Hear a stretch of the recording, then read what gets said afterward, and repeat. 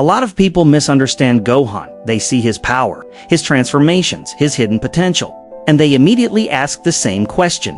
Why didn't he become stronger than everyone else? Why didn't he surpass Goku permanently? Why does it feel like Gohan keeps stepping away from greatness?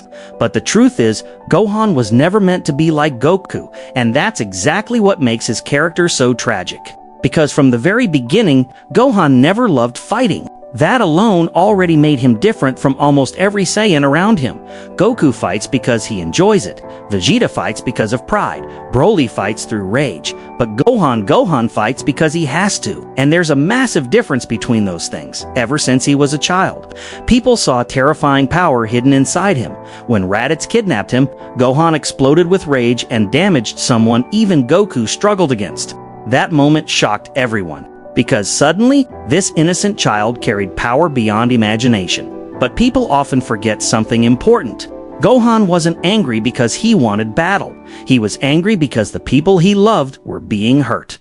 That emotional trigger becomes the core of his entire character. Unlike Goku, Gohan's strength comes from emotion. Fear, pain, love, loss. That's why his most iconic moments always happen when his emotions break completely. Against Frieza, against Cell, against Super Buu, against Cell Max, his power awakens when his heart reaches its limit. And honestly, that's what makes Gohan feel more human than most Dragon Ball characters. Now, let's talk about the Cell games, because this is where fans truly fell in love with Gohan for the first time. The quiet kid who hated violence was forced to become Earth's final hope. And what makes this arc so powerful is that Gohan didn't want that responsibility. Goku believed in him, but Gohan himself didn't fully understand who he was yet. That's why the transformation into Super Saiyan 2 became legendary, not just because it looked cool, but because it represented emotional collapse. Cell pushed Gohan too far.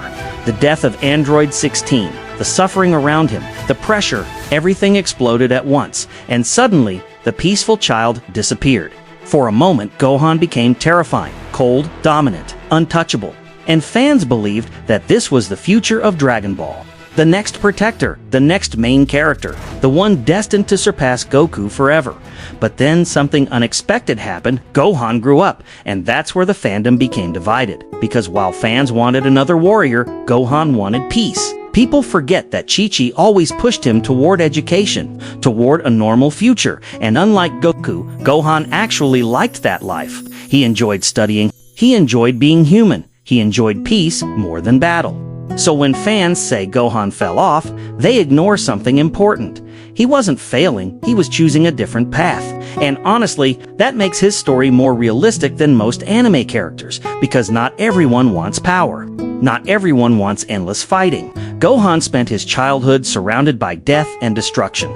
It makes sense that he wanted a quieter life afterward. But here's the tragic part. Even when Gohan tries escaping battle, battle keeps finding him again and again and again. That's why his story feels so emotional, because deep down, Gohan never truly gets to live peacefully for long. Every time the world is threatened, people look toward him again because they know what he's capable of, and that creates pressure, an impossible expectation, especially after the Cell games. Fans never stop seeing Gohan as potential, not as a person. Potential. And maybe that's why every new transformation creates so much hype, because people are still chasing the feeling Teen Gohan created. That version of him became legendary, not because he was strongest, but because it felt emotional. Now let's talk about Beast Gohan, because this transformation revealed something important. The monster inside Gohan never disappeared. It was sleeping, waiting, and when Piccolo was pushed to the edge, that rage returned instantly. Once again, Gohan's power awakened through emotion. Not training obsession, not battle addiction, emotion. That consistency in his character writing is honestly underrated. Because despite all the criticism, Dragon Ball never forgot who Gohan truly is. A peaceful person, forced into becoming a weapon when the people he loves are in danger. And maybe that's why Gohan remains one of the most beloved characters in anime. Because beneath all the transformations, he feels human. And maybe that's the tragedy of Gohan. Not that he lacked potential, but that the world never allowed him to simply live the life he actually wanted. If you enjoyed this video, subscribe for more anime deep dives and tell me, which character should I do next?